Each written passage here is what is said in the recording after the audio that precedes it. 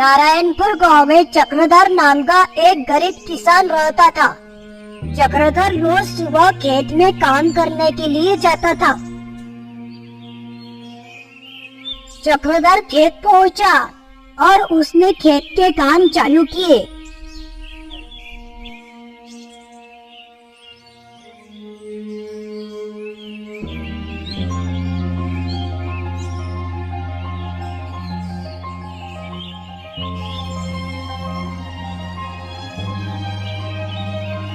रोज की तरह आज भी मेरे खेत के काम जल्दी ही खत्म हो गए। अभी तो आधा दिन बचा है।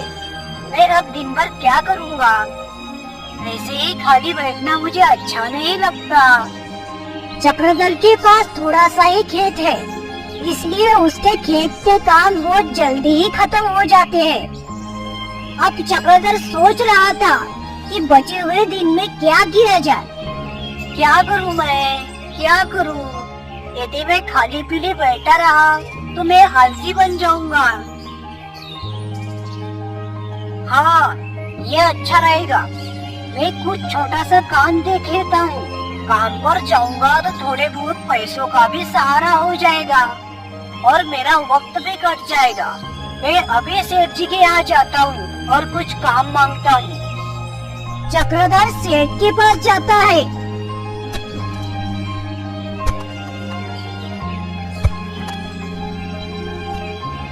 और उन्हें काम के लिए बोलता है। चक्रधर, अच्छी बात है कि तुम तुम्हारे खाली समय में कुछ और काम करना चाहते हो। इंसान ने खुद को कभी भी खाली नहीं रखना चाहिए, नहीं तो हमारा मन इधर उधर भटकता रहता है। कल से तुम तुम्हारे खेत के काम होने पर मेरे खेत में काम करने आ जाया करना। मैं तुम्हें इसके पैसे दूंगा। ठीक है सेठ जी, तुम्हारा शुक्रिया।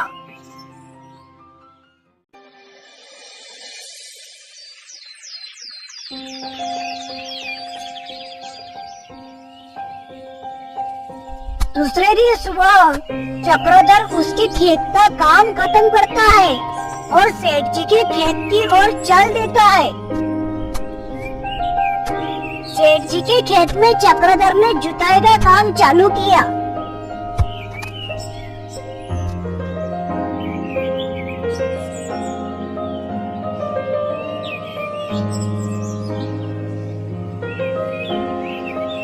अरे चक्रधर, चलो अब शाम हो रही है, घर नहीं जाना है क्या?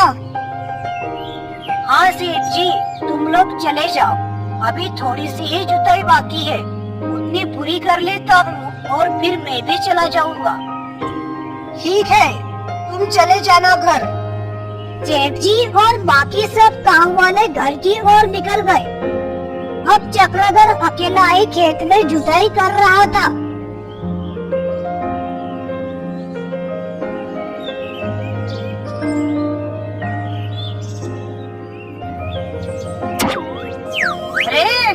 ये कैसी आवाज है और ये क्या है? ये तो कोई फूटे हुए मटके का टुकड़ा लग रहा है। मतलब यहाँ पर कोई मटका है क्या? चक्रधर वहाँ पर अच्छे से देखता है तो उसे वहाँ पर एक लाल कपड़े से ढका हुआ मटका दिखा। चक्रधर ने उस मटके को बाहर निकाला। अरे, ये कैसा मटका है और इसे किसने इस जमीन में गाड़ा होगा? इस पर तो ये लाल कपड़ा भी बंधा हुआ है। क्या होगा इस मटके में? मैं देखता हूँ।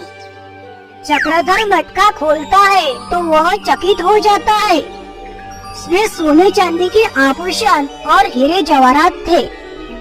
अरे राम राम राम, ये तो खजाना है। इसमें तो इतने सारे सोने चांदी के आभूषण और हीरे जवाहरात है।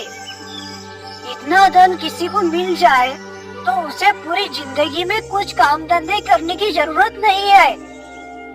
और मुझे लगता है कि इस धन पर सेठ जी का ही हक है। ये उनके खेत में मिला, मतलब उनकी ही संपत्ति है। यदि मैं इसे ले गया तो मेरा मन नहीं मानेगा। मुझे हर बार लगेगा कि मैंने सेठ जी के साथ धोखा किया है। वैसे भी भगवान की कृपा से तो मैं खा पीकर सुखी ही हूँ।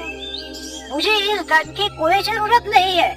मैं इस मटके के बारे में सेठ जी को बता देता हूँ। फिर चक्रधर सेठ जी के पास जाता है और मटके के बारे में बताता है। सेठ जी तुरंत खेत में आते हैं और मटका देखते हैं तो वे भी चकित हो जाते हैं। अरे चक्रधर, ये तो मेरे दादी का मटका है। मेरे दादी ने उसके सारे आभूषण और सोने चांदी सब इस मटके में भरकर जमीन में गाड़ दिया था। मैंने कितनी बार इस मटके को खोजने की कोशिश की पर मुझे ये नहीं मिला। तुम तो महान हो चक्रधर। इतना सारा धन देखकर भी तुम्हारे मन में लालच नहीं आई। मैं इस धन का क्या करूं सेठ जी? ये तुम्हारी संपत्ति है। यदि मैं इसे ले जाता तो ये तुम्हारे साथ धोखा होता और मैं किसी के साथ धोखा नहीं कर सकता।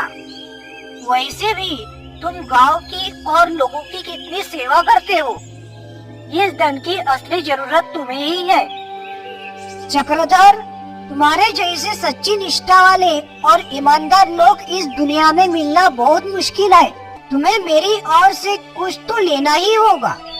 आज से एक खेत मैं तुम्हारे नाम कर देता हूँ। तुमने मुझे खजाना दिलवाया इसलिए मैं तुम्हें एक खेत दे रहा हूँ, ऐसा नहीं है। पर मैं तुम्हारी सच्चाई और ईमानदारी से बहुत प्रसन्न हुआ हूँ और उसी का मैं तुम्हें ये पारितोषिक दे रहा हूँ। तुम्हारा शुक्रिया सेठ जी, आपने तो मेरा जीवन धन्य कर दिया।